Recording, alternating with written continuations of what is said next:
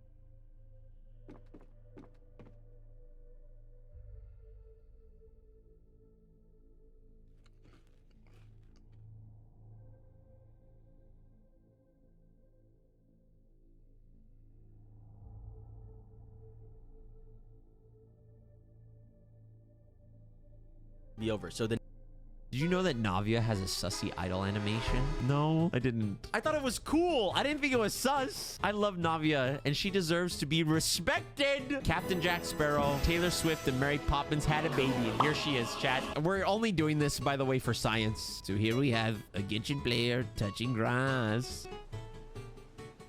Oh, it's the wind. Oh,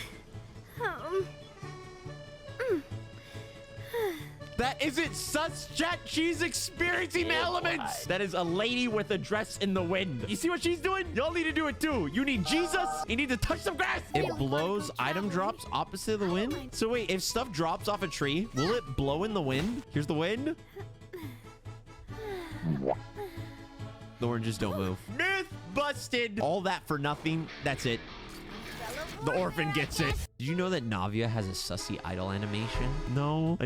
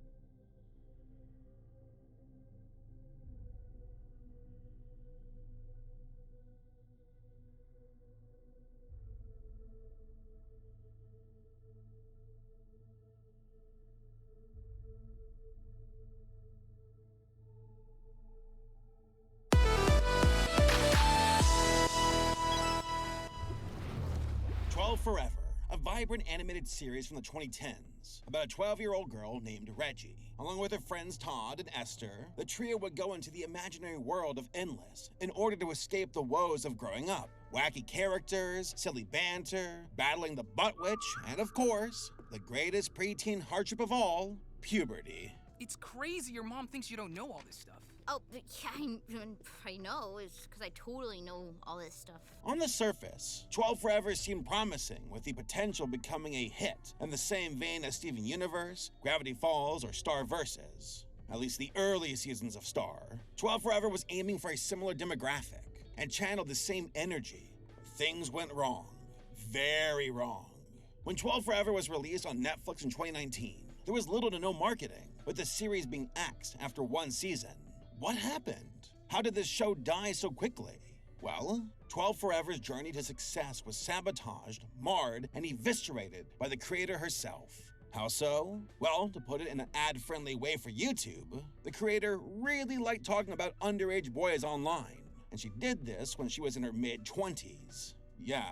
Yikes. But what if I told you that 12 Forever was dead on arrival even before those specific allegations? That things somehow got worse and brought this show to its knees. So, let's take a closer look at what ruined 12 Forever.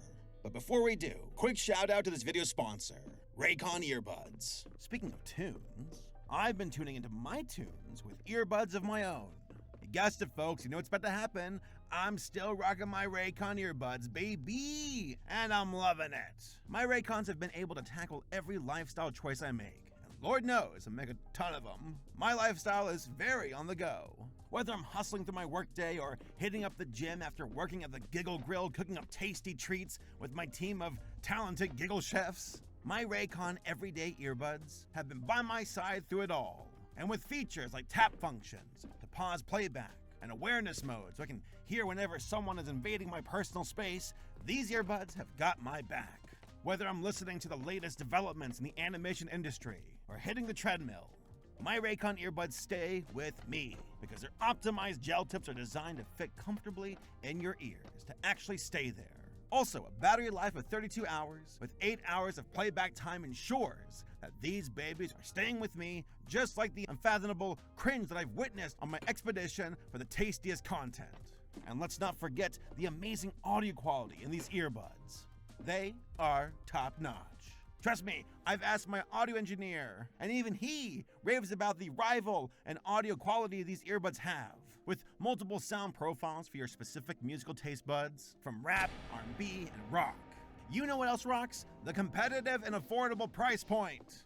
While Raycon's quality rivals other big brands, their products start at half the price. There's seriously no reason not to have a pair, especially since they come in a multitude of different colors to fit all your beautiful, colorful personalities. And did I mention that with noise isolation, I can block out the daily distractions of life that claw at my mental fabric and demand my attention so I can focus on what matters most? My beautiful viewers. Yes, that's right, you right there. Now, here's a beautiful deal for you, my beautiful viewer.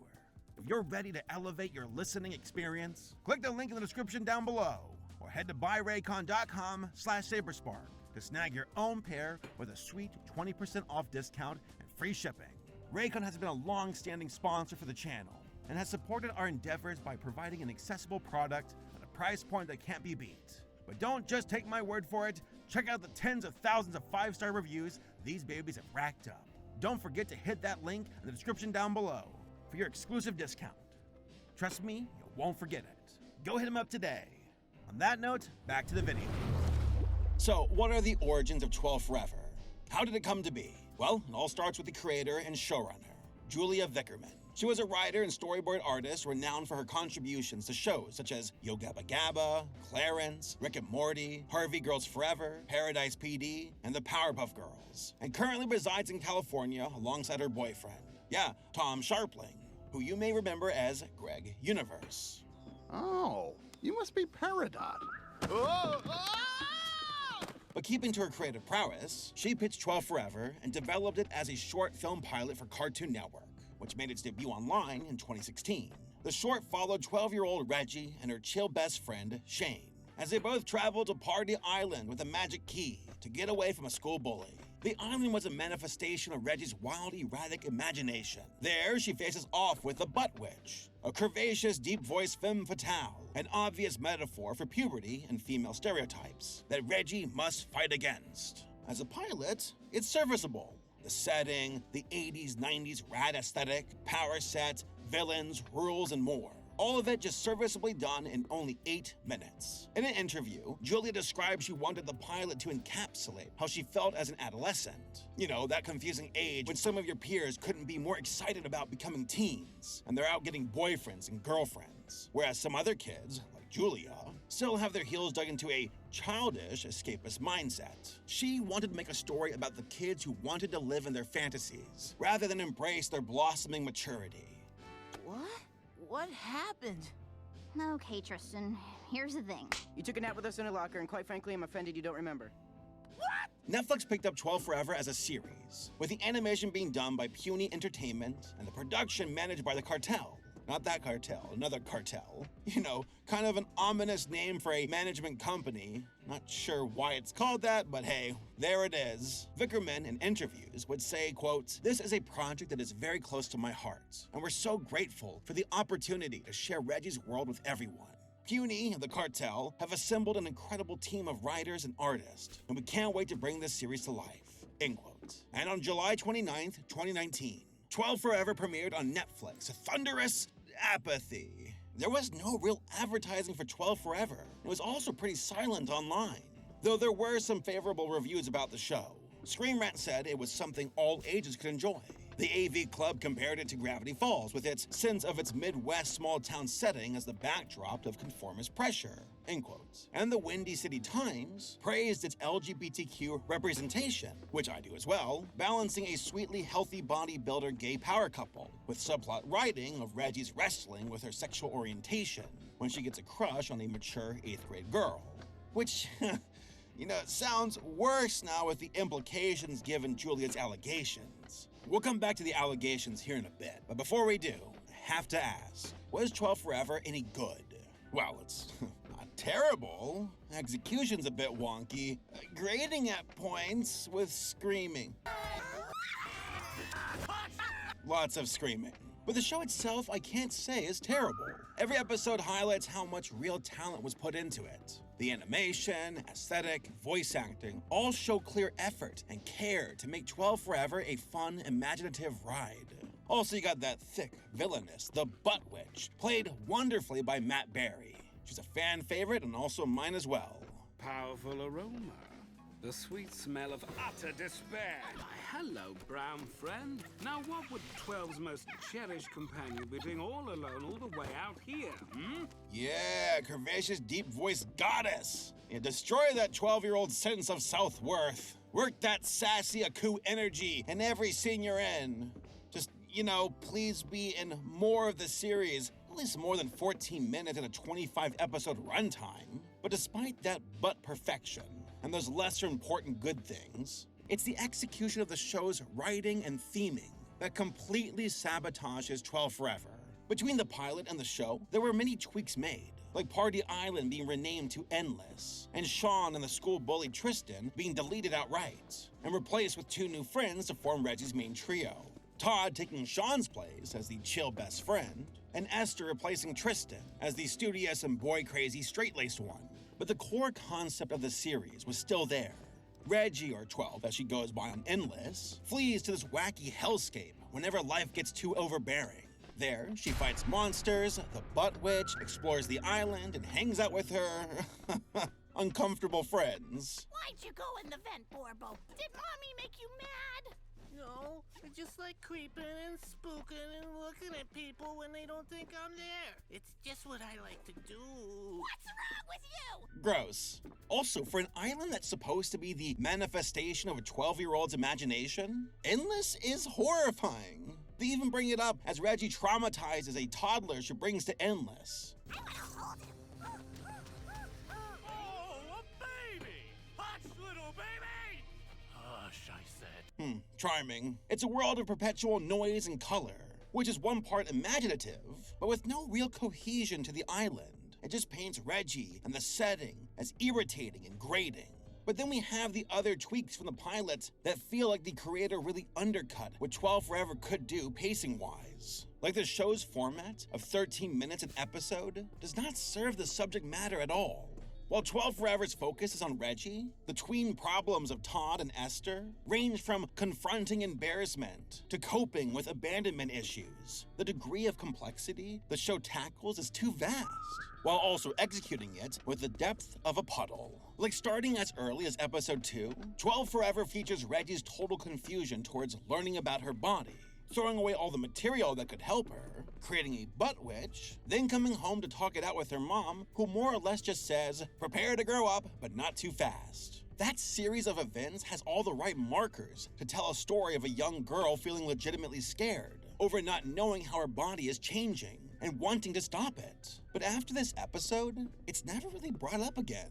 So the ending comes off like Reggie's in the right for running away from growing up. I think I pulled my shoulder. Ow, oh! I'll go get the heating pad. Oh, second thought. Savor your youth. I will. Yeah, that's not really a moral you want. And seeing Reggie's family being so indifferent to her really highlights that 12 Forever's characters also have a complete lack of natural chemistry. That their personalities are complete tropes with nothing else. Like Judy, Reggie's mom, wants her to grow up and pushes Reggie to be more feminine, trying to get her to use makeup and wear dresses. You know, early 2000s be a girl writing tropes we all recognize. So, the core issue within the narrative is that Judy does not understand her tomboy daughter.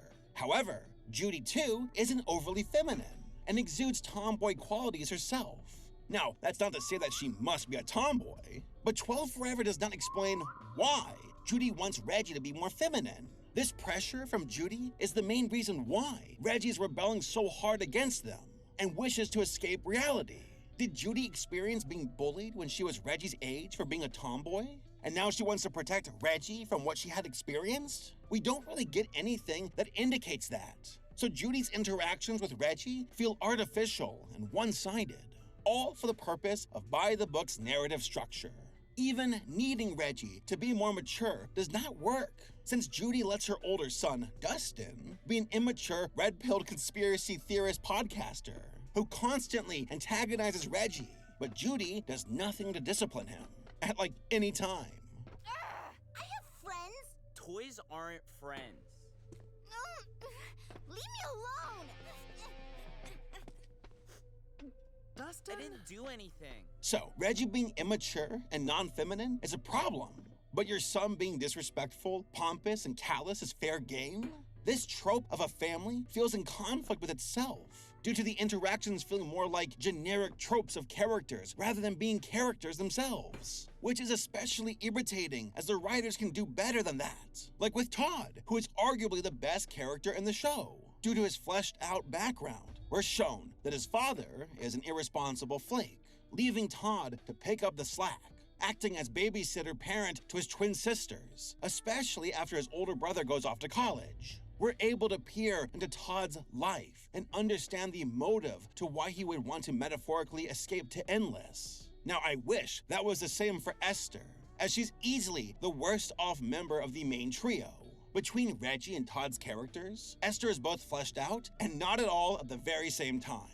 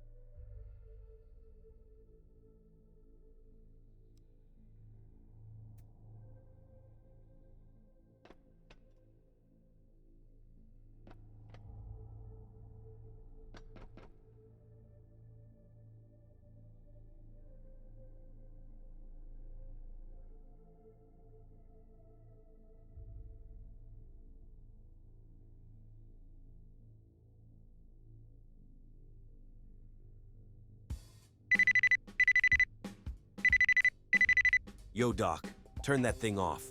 Hurry up, will ya? It's really annoying. All right, all right. These hackers are getting very frustrating to deal with. Huh?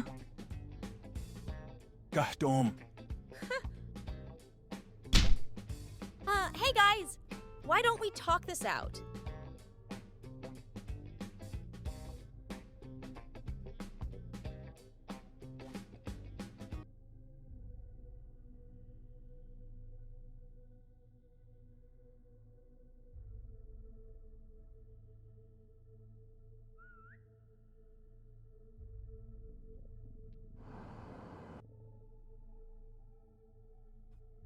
The internet is a vast place. Nearly any question that comes to mind can be answered with a simple keystroke.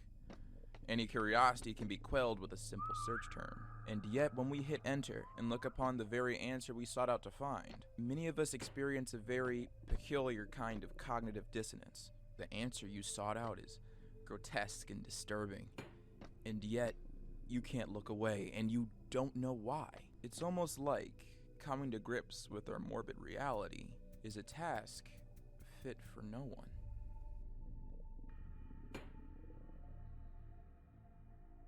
Nestled in between Nepal and China is the tallest peak in the world. And for that very prominent feature, Mount Everest has become a destination for all those who want to test their might. Whether to prove to others or to themselves, these people climb this mountain not only to experience the highest point on the planet, but to also experience the euphoria of conquering a piece of terrain that has taken many lives. Mount Everest is 8,848 meters tall, or 29,000 feet. And unfortunately for many people who attempted this climb, they wouldn't even make it halfway up the mountain before succumbing to its harsh environment and subsequently being left to die on the side of a mountain, their body forever frozen in perpetuity. So to begin today's video, I'm going to talk about one of these unfortunate souls who made the brave attempt to climb this inhospitable mountain.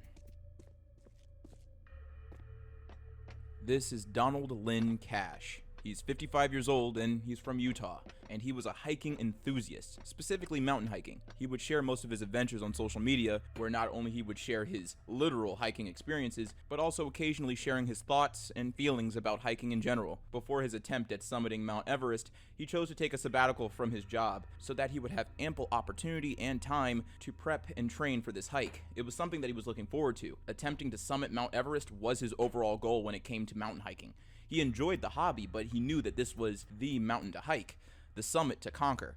All the other mountains that he hiked, all the other adventures that he went on, simply gave him the training necessary to climb Mount Everest. And on May 2nd, 2019, he finally got on the flight to Nepal and was ready to conquer this mountain.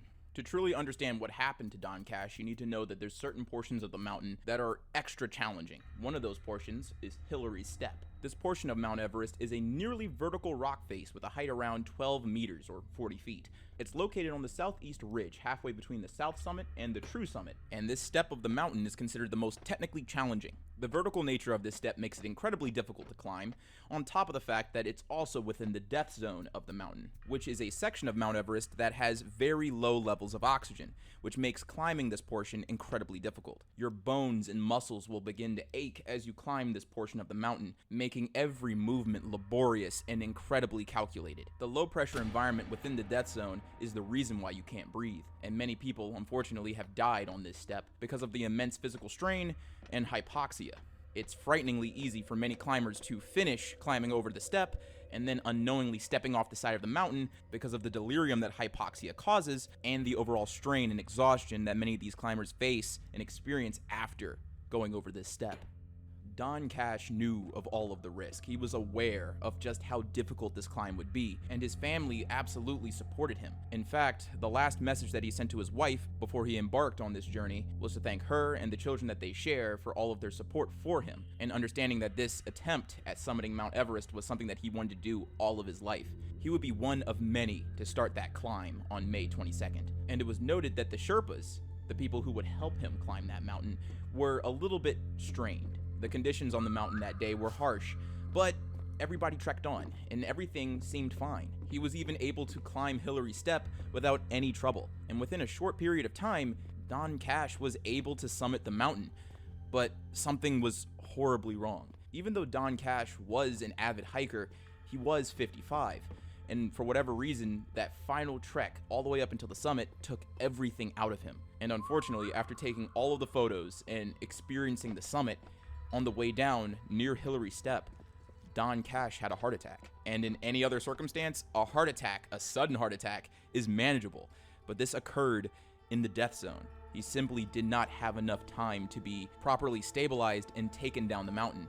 It simply wasn't possible. So among all the people that he had spent weeks climbing with, among all of the Sherpas that helped him get to the mountain, Don Cash would die. He would succumb to the cardiac arrest, and his body has been left on the mountain. There was an opportunity for him to be taken down off of the mountain, but his family wanted him to remain there.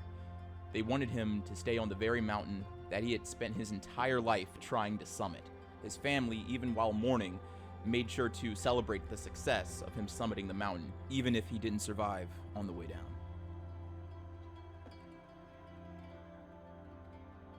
I'm sure many of us know exactly where we were on September 11th, 2001. Everyone has a story. Everyone has feelings about what happened, even after 22 years. Many people experienced incredible levels of anxiety, fear, and paranoia after that terrible event. The world was simply different after what happened in New York. So imagine for a moment, you're a New Yorker, and it's November 12th, 2001. With the memory and trauma of 9/11 only 2 months behind you, imagine turning on the television and seeing the fire, destruction, and carnage left in Queens after another plane fell out of the sky. An American Airlines plane crashes in a Queens neighborhood moments after taking off from JFK Airport. All 255 people on board are believed dead. 6 others on the ground are missing. And tonight, federal investigators on the scene trying to figure out how and why.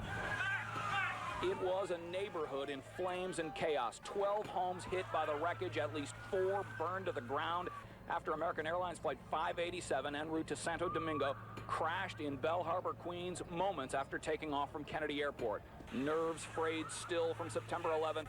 It was a traumatic and devastating sight for the people who saw it come down. I walk in the top of the roof and I see the piece. The engine fall down first, and after that the band of the track go all the way in. And here, I see my eyes and I scream, everybody go out. Transformers sparked as neighbors helped firefighters pull hoses. Nearby, one of the plane's engines had broken off and landed on the property of a gas station just feet away from the gas tanks. The owner tried to put the fire out with a garden hose. American Airlines Flight 587 was a regularly scheduled international passenger flight from JFK International Airport to Las Americas International Airport in Santo Domingo, located in the Dominican Republic. The plane was an Airbus A300 that was built in 1988. And on November 12th, there were 260 people on board of the plane, 9 of those people being crew members. The 2 pilots who were flying this plane were Captain Edward States, who was 42 years old, and 34-year-old Sten Mullen, who was actually flying the entire time.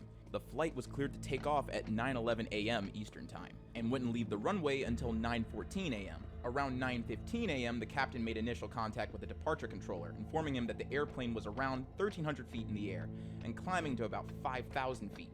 The controller instructed the aircraft to climb and maintain 13,000 feet, and the flight data recorder showed that the events leading to the crash began when the aircraft hit wake turbulence from another passenger airplane that was just ahead. In response to the turbulence, Mullen moved the rudder to the right and then to the left and then back again in quick succession. These sudden movements caused the vertical stabilizer to separate from the aircraft, and it fell into Jamaica Bay, about 1 mile away from the wreckage site. Almost immediately after the vertical stabilizer was separated from the plane, the aircraft pitched downward. The pilot struggled to control the aircraft. It had entered into a flat spin because of the loss of the vertical stabilizer. And because of that spin, aerodynamic loads were placed on both engines of the aircraft. The engines couldn't take the stress, and they were sheared off the aircraft, subsequently being tossed north and east of the main wreckage site.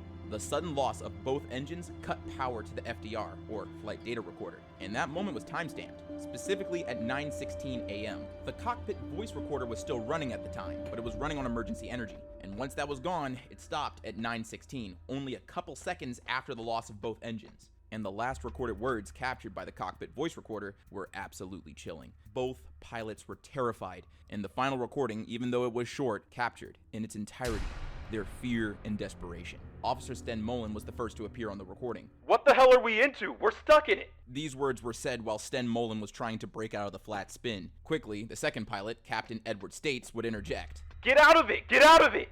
And it would only be moments until the plane slammed into the ground at Newport Avenue and Beach 131st Street, located in Queens. On board Flight 587, 246 passengers, 9 crew members, all presumed dead. Hospitals near the crash site did take injuries, but most of them were firefighters who got hurt putting down the blaze and looking for survivors. Just dangerous work, falling, slipping, cutting. It's a lot of sharp material from the fuselage and everything. Firefighters quickly found the flight data recorder in good condition. It was taken to Washington for analysis to find out exactly what was going on board Flight 587 as it was crashing to the ground in Queens. Because the crash took place only 2 months after the attacks against New York and the World Trade Center, it was easy for everyone to assume that this was another politically motivated attack against either the US government or US civilians. But those rumors and assumptions were dashed immediately. The NTSB investigation that occurred immediately after this crash was able to easily prove that this was just a freak accident, that all of the loss of life was unintentional and the direct result of occurrences that were out of anyone's control. The victims of this event were mostly passengers of the plane. In total, 265 people lost their lives to this unfortunate event, 5 of those people being on the ground. Those 5 people were either in their homes or on the street when this passenger airplane suddenly fell out the sky. Of the people on the ground who were nearby the crash site, many actually saw the moment when the plane lost both of its engines. They noted seeing 2 puffs of fire, and then seeing the plane lose control, entering a flat spin and crashing into Queens, New York.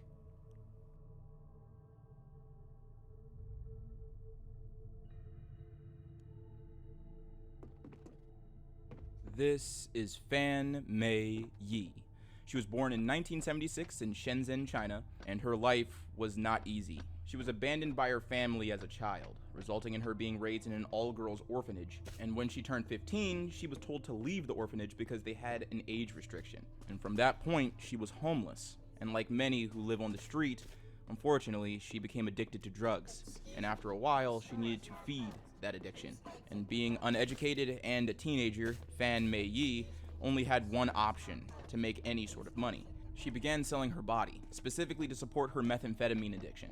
Along with selling her body at night, she would also participate in petty crime to get any sort of money to feed her addiction. It wouldn't be until she was 21 when she was taken in by a brothel, and then had some level of consistent work. And right around the same time, she would meet her future husband. He was a frequent customer of hers, and his name was Ng Chen Yuen. Ng was a drug addict and an abuser. Once they were married, the abuse only got worse, and many of Fan and Ng's neighbors would note how loud their apartment was, and how every night there would be sounds of abuse. This would be Fan's life all of 1996, all the way up until 1997, when she would meet another person named Chan Man Lok. They would meet and converse only because he was a customer of Fan. Chan Man Lok was 34 years old, and he was a socialite. He would frequently spend money with Fan and also do methamphetamine with her, with many of these meth binges lasting days. During one of the many binges that Fan had with Chan, she noticed that Chan would leave his wallet out during their sessions together, so she chose to steal that wallet. And to her surprise and the surprise of her husband, she had stolen $4,000. Quickly, Fan realized the severity of her actions and attempted to pay Chan back. She gave him most of her earnings from working at the brothel to pay him back, on top of giving Chan $10,000. And from there, she thought the transaction was done. She thought that she was able to repair the damages. But unfortunately, she was unaware as to why Chan was a socialite and why Chan had access to illegal drugs and copious amounts of money. It was because he was a loan shark, and he wanted interest on top of the money that she stole. Fan would also learn that on top of being a loan shark, Chan was a major drug dealer, specifically for the Triads, which was and still is a large criminal organization in Hong Kong. A year later, on March 17th, 1999, Chan decided that Fan needed to be dealt with. He felt disrespected after being stolen from, so Chan ordered 2 members of the Triads, Luang Sheng Cho and Luang Wei Lun, to abduct Fan from her home and commit some of the worst acts of violence against her imaginable.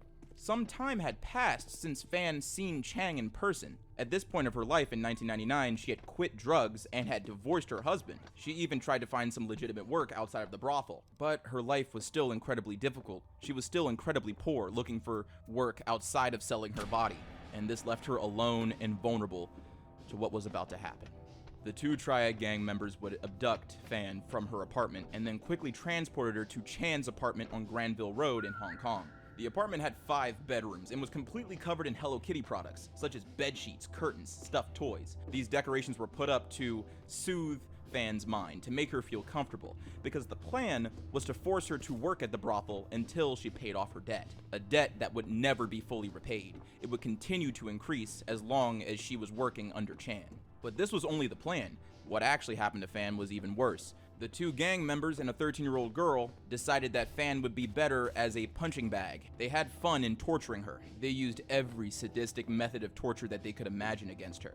And one of the individuals who was torturing her probably didn't have a choice. The 13-year-old girl who participated in this gruesome torture was brought in by Luang Wei Lun, and this grown man was actually in a relationship with this 13-year-old girl. She would periodically come in and out of the apartment to help torture Fan. During her imprisonment, she was tortured and assaulted. According to one source, she was beaten with metal bars, sometimes being strung up and used as a punching bag, and on one occasion, she was kicked in the head 50 times. Spices were rubbed into Fan's wounds, her legs and feet were burned with candle wax and hot plastic. Specifically, after the candle wax and hot plastic, she was left permanently maimed to such an extent that she couldn't walk anymore. And if that wasn't already terrible, she was then forced to consume human waste and was forced to smile and say that she enjoyed the beatings. If she refused, they subjected her to even harsher torture. Specifically, the kitchen in the apartment became the torturer's favorite place to find anything they could to inflict pain. Every tool, every utensil, anything that you can find in a kitchen, they used on Fan. One of the ways that they burned her with plastic was by melting drinking straws and dripping the molten plastic on her legs and feet. And to reiterate, they did this because they just wanted to. They did this because they found it funny. Over time, Fan would become more and more weak as the torture became more and more severe. And between April 14th and April 15th of 1999, Fan succumbed to her wounds and died of traumatic shock. Upon the discovery of Fan's body, her captors dismembered and boiled the remains. Her skull was sewed inside of a Hello Kitty doll filled with dead insects, while the rest of her body was discarded. Only her skull, one tooth, and some internal organs were recovered. They were found in a plastic bag. The Triad members really thought they got away with it. They thought that nobody would look for someone who has no next of kin and was living on the street for most of her life. But the 13-year-old girl felt guilty. She felt scared, specifically of a spirit, Fan Mei Yi's spirit. She was being haunted by this woman, a woman that she helped kill. And that's what motivated her to go to the police and reveal everything. And that's exactly how the police discovered the Hello Kitty doll that had Fan Mei Yi's head sewed inside of it. It wouldn't be long until the police officers tracked down the gang members and Chang for this murder. The 13-year-old girl, who was only named as Lao, gave up everything. At the time of the arrest, Chan was living with his wife, Ah Pui. The apartment was raided by SWAT officers on the early morning hours of May 28th. Chang was immediately arrested, but the 2 other gang members were already out of China. But they would be found quickly by Interpol and extradited back to Hong Kong. It wouldn't be until December 7th, 2000 when the trial actually began. And it was a quick affair. They were all found guilty of manslaughter.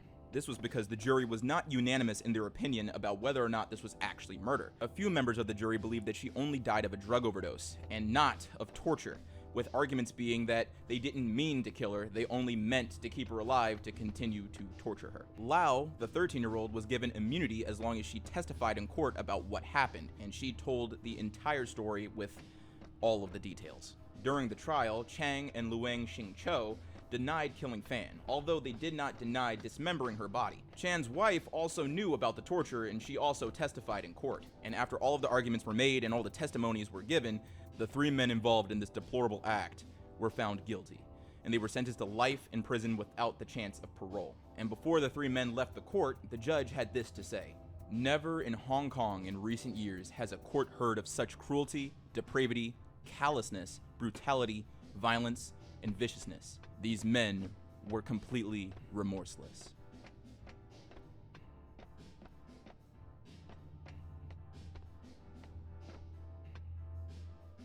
The Google Earth program was released in 2001, and many people are familiar with its utility. I'm sure many of us became aware of the program when we were children, and the first thing we did was search up our home. There's something incredibly fascinating about seeing a home, something that you are familiar with, in a whole new perspective. Now imagine if on a random day while searching on Google Earth, you found something odd in your neighborhood, something so out of place, yet you wouldn't be able to see it if you didn't have this new perspective, if you didn't have the bird's eye view. On September 13th, 2019, a Florida resident did that very thing and discovered that there was a car submerged in a lake in their backyard. Little did this Florida resident know that during a random day on the internet, he solved a 22-year-old disappearance case. In November of 1997, a man named William Molt went missing. He was 40 years old at the time, and his disappearance was incredibly sudden. His girlfriend was actually expecting him to come home that night. Instead, she came home to an empty house. And it wouldn't be until 22 years later that his car was pulled out of this lake and his skeletal remains were recovered. Police officers and investigators were able to piece together what happened. Apparently, William Molt had driven into the lake by accident and unfortunately drowned. And because his disappearance was so sudden back in 1997, his case was shelved. There simply wasn't enough information to seek out any leads that would help in his discovery. And the most interesting thing about this event is that if the conditions weren't right, if this Florida resident didn't use Google Earth, coupled with the fact that the lake in his backyard was actually shallow due to a lack of rain, William Molt's body would have never been discovered. His car would have never been seen, and his family would have never received closure.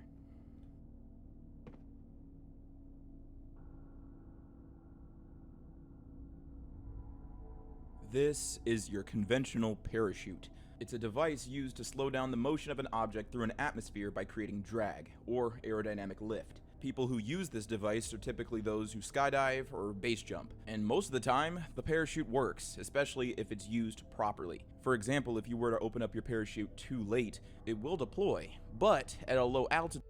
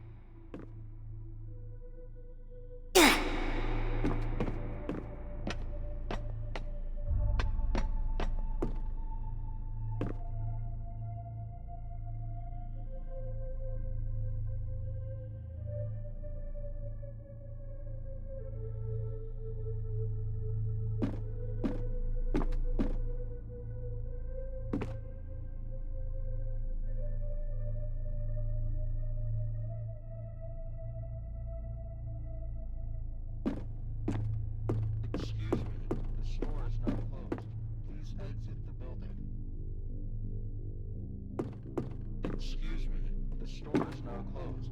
Please exit the building.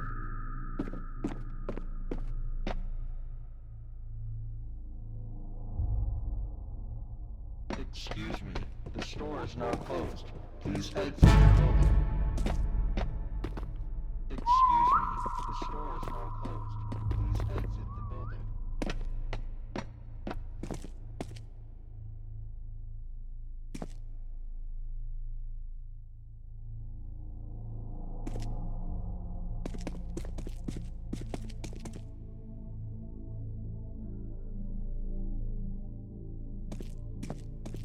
Excuse me.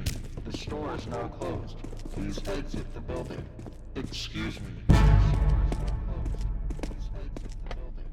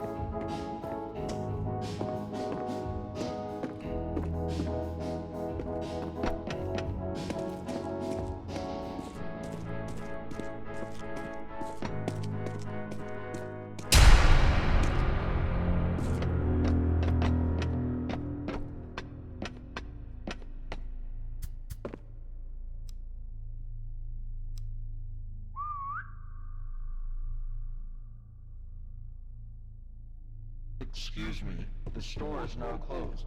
Please exit the building. Excuse me, the store is now closed. Please exit the building.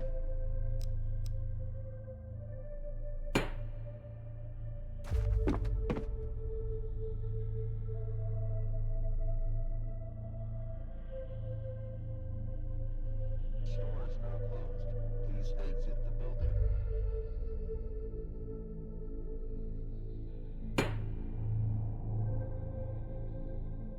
Excuse me, the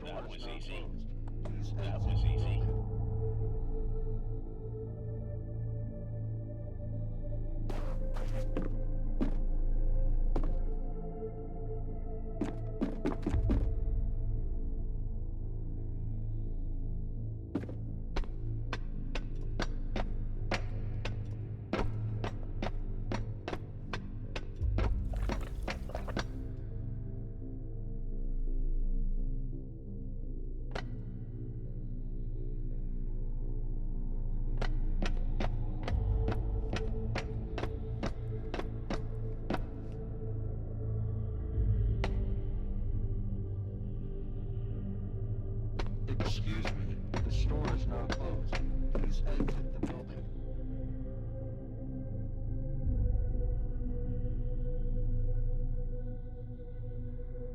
Please exit the building.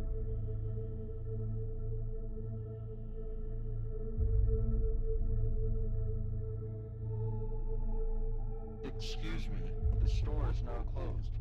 Please exit the building. Excuse me, the store is now closed. Please exit the building.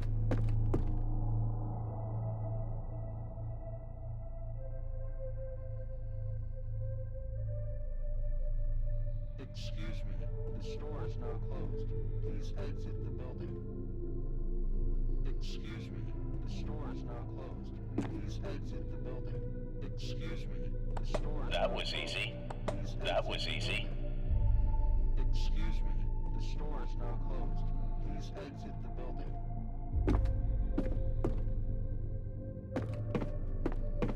Excuse me, the store is now closed. Please exit the building. Excuse me, the store is now closed. Please exit the building. There's simply not enough time for the parachute to capture enough air to slow down your fall, and many people have broken their limbs or lost their lives because of an improper use of a parachute. But that's within your control. As long as you know how to use a parachute, you should be fine. But what's the likelihood of a parachute not functioning properly? You see, the likelihood of that happening varies from brand to brand. So the industry standard is to pack 2 parachutes, your main and your reserve, so that in the instance that your main parachute fails, tangles, or tears, you have a backup.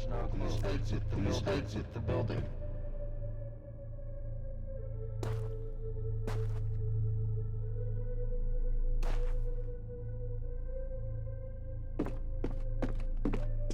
Excuse me, the store is now closed. Please exit the building.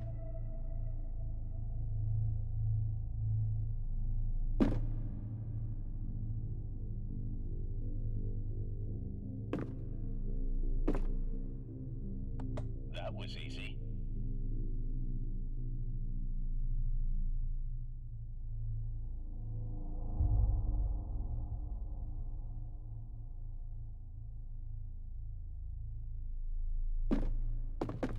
Excuse me, the store is now closed. Please exit the building.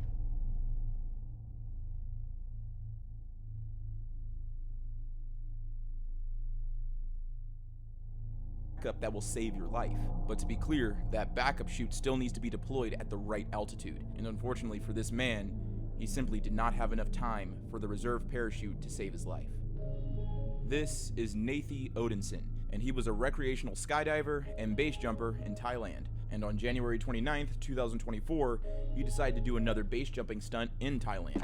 He wanted to jump off a 29-story building, all while having the stunt filmed by his friend who would jump right behind him. The video begins with Nathan Odinson smiling and checking all of his equipment before jumping off the building, and little did he know that this was going to be his final stunt ever performed.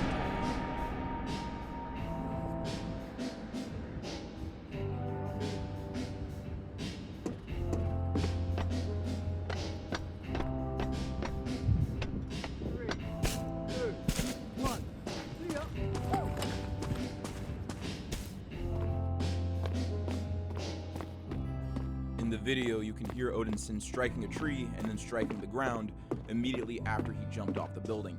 Quickly after striking the ground, his friend called the police and the paramedics pronounced him dead at the scene. An investigation into the tragic incident has been launched, and police suggested that the parachute merely malfunctioned, while Odinson's brother blamed user error. Odinson's brother would go into detail about what he thought went wrong. He said it was simple user error. Looking at the video, any skydiver would immediately tell you what is wrong. He would go into detail about how the pilot chute was thrown improperly, which caused Odinson's chute to not open properly. You see, the pilot chute is meant to catch the air and guide the main chute to make sure that all of the air could be captured and you could safely float to the ground. Nathan Odinson did not have enough time after jumping off the building to deploy his second chute. After the main chute failed, Nathan Odinson was already halfway down the length of the building, giving him almost no time to deploy the second chute, and when he hit the ground, he died instantly.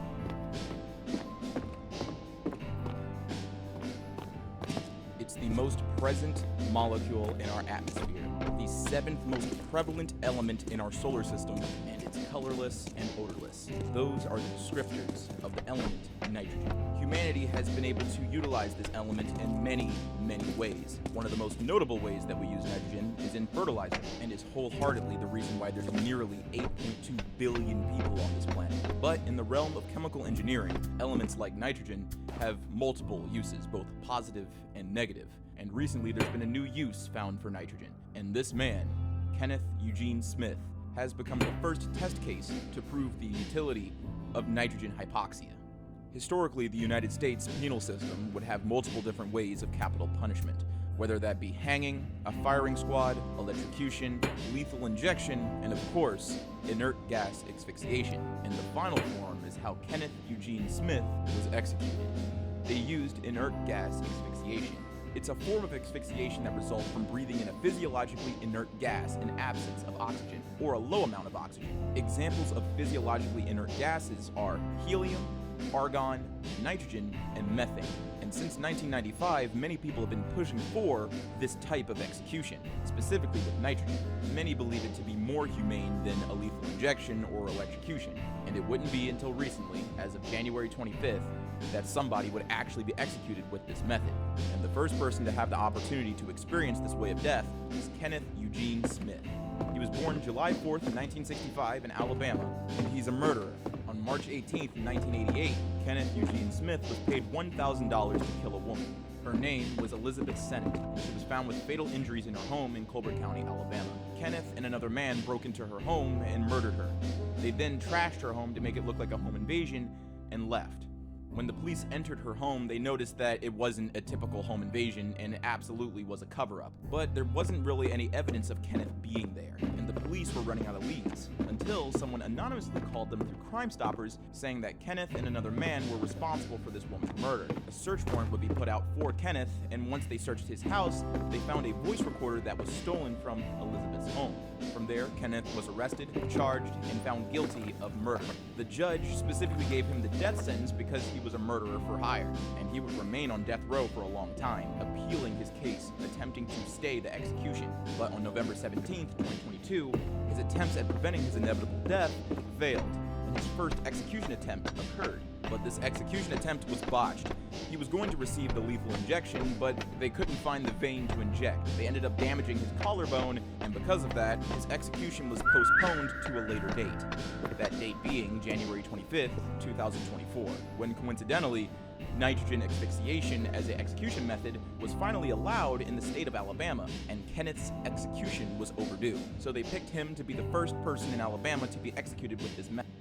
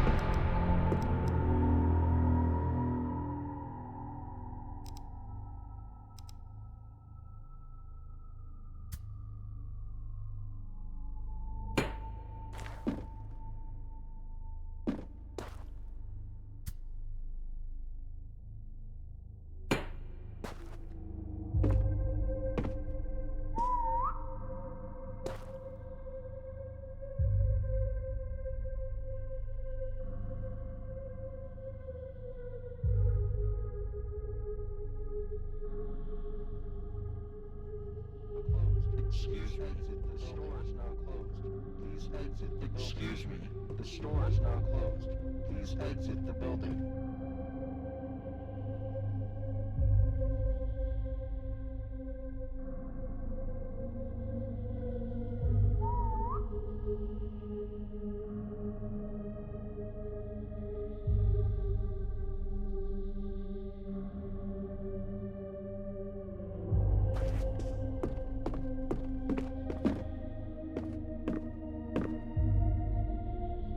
Excuse me, the store is now closed. Please exit the building.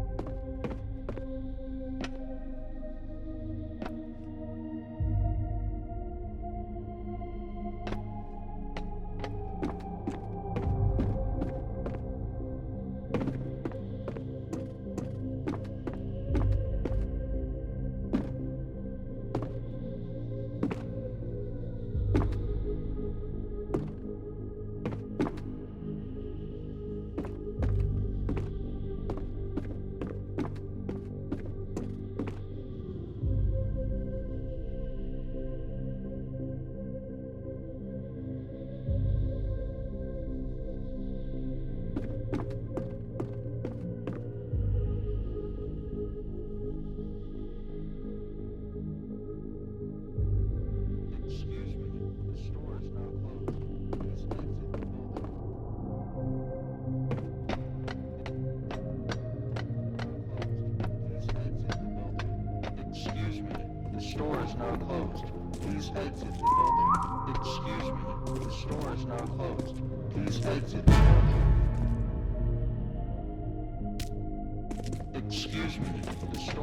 closed. Please exit the building. Excuse me, the store is now closed. Please exit the building. Excuse me, the store is now closed. Please exit the building.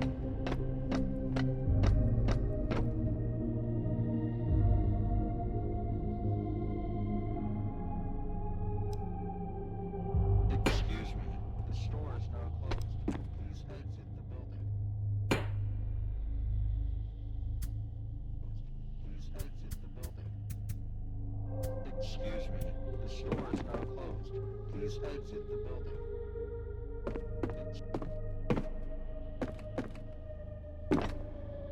Excuse me, the store is now closed. Please exit the building. Excuse me, the store is now closed. Please exit the building.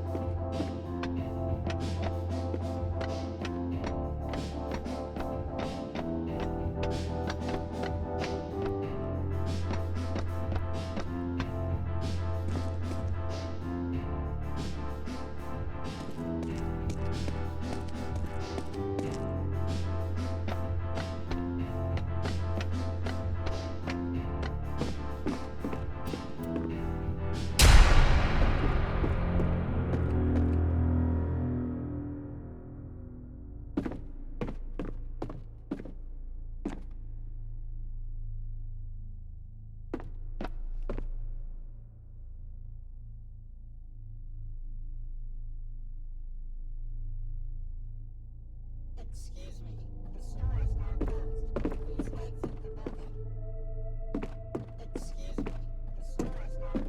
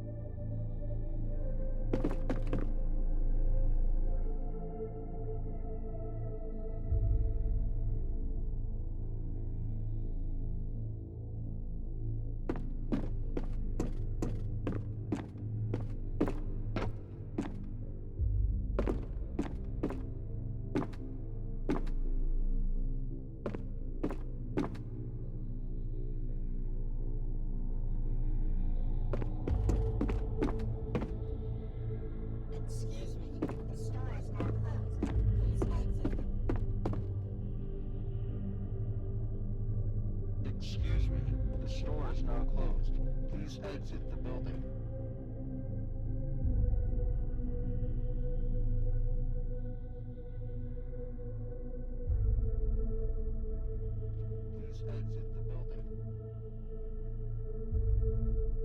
Excuse me, the store is now closed. Please exit the building. Excuse me, the store is now closed. Please exit the building.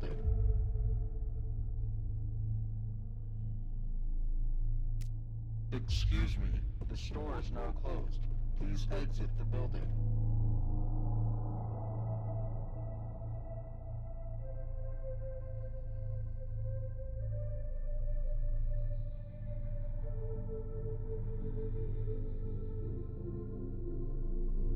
Excuse me, the store is now closed. Please exit the building. Please exit the building.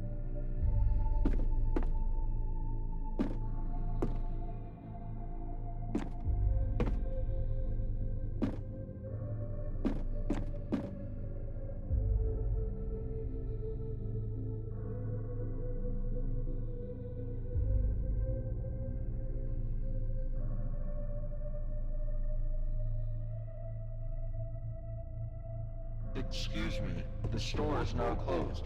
Please exit the building.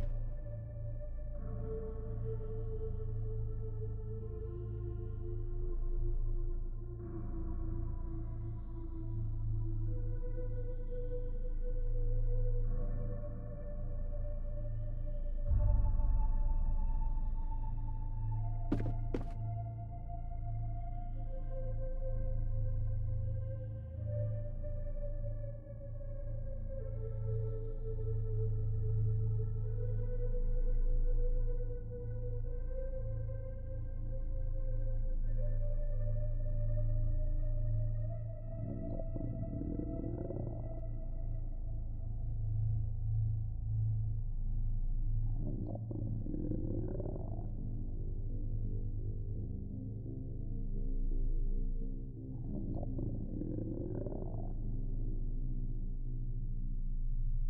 closed. Please exit the building. Excuse me, the store is now closed. Please exit the building. Excuse me, the store is now closed. Please exit the building. Excuse me, the store is now closed. Please exit the building.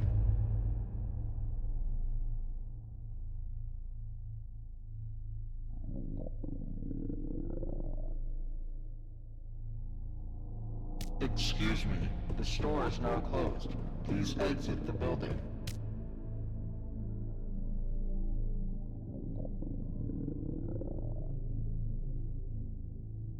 Excuse me, the store is now closed. Please exit the building.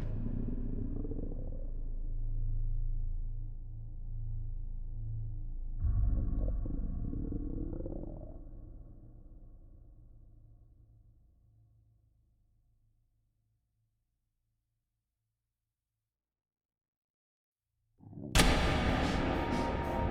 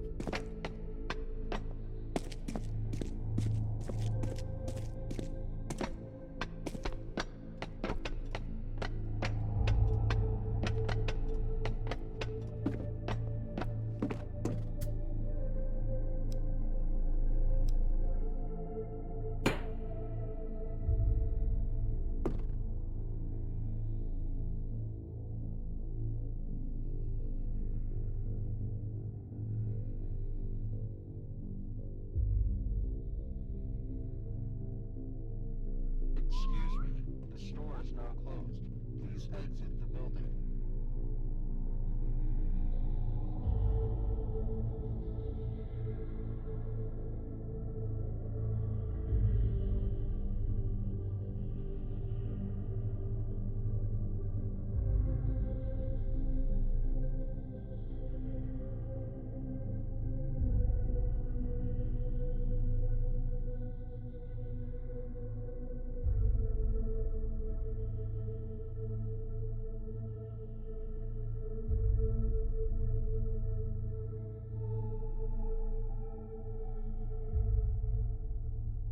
Excuse me, the store is now closed.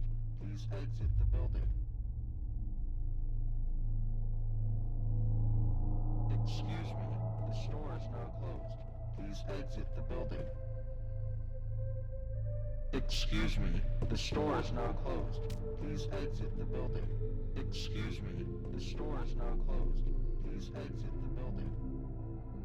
Excuse me, the store is now closed. Please exit the building.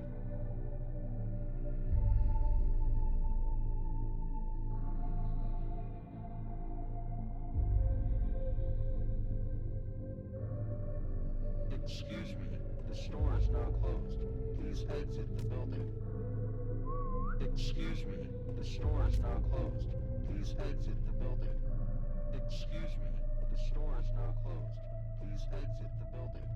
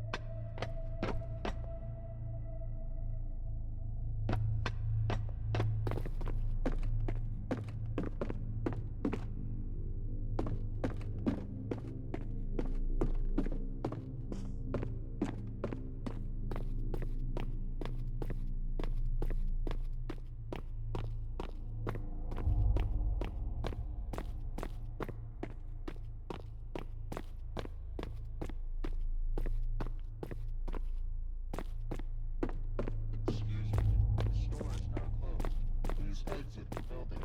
Excuse me, the store is now closed. Please exit the building.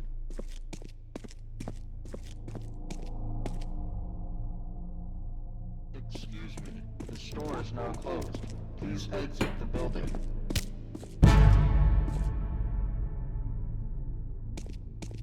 Excuse me, the store is now closed. Please exit the building. Excuse me, the store is now closed. Please exit the building. Excuse me, the store is now closed. Please exit the building.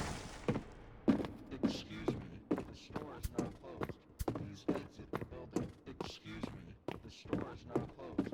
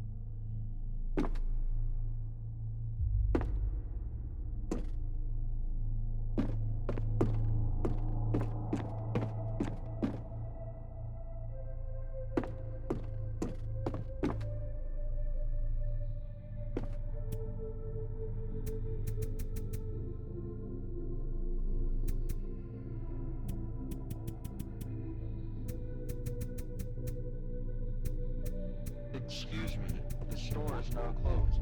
Please exit the building. Excuse me. The store is now closed. Please exit the building. Excuse me. The store is now closed. Please exit the building.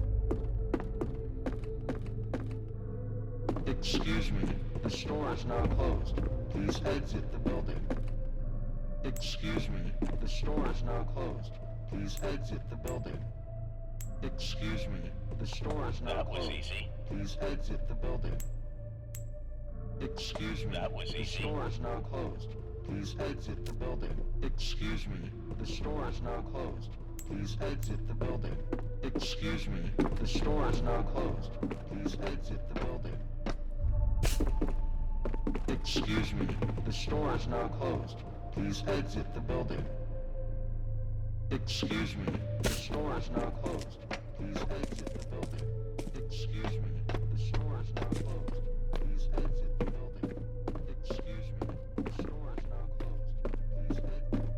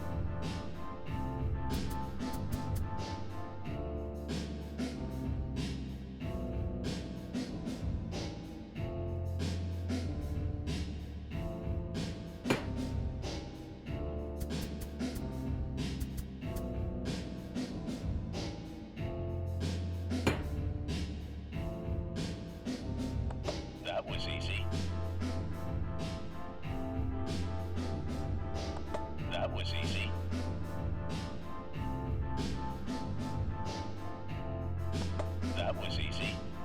That was easy. That was easy.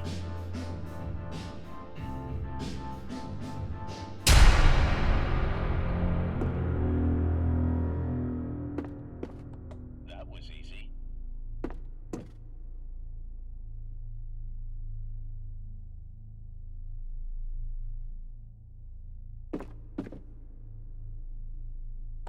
That was easy. That was easy. That was easy. That was easy.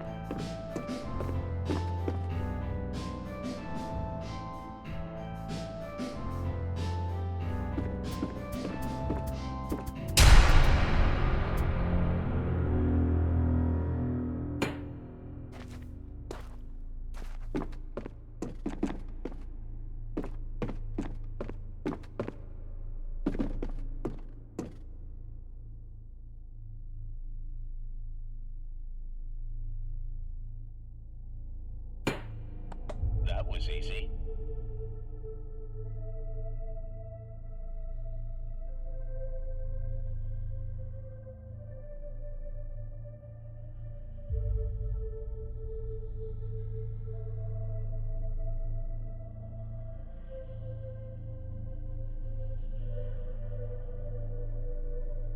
That was easy.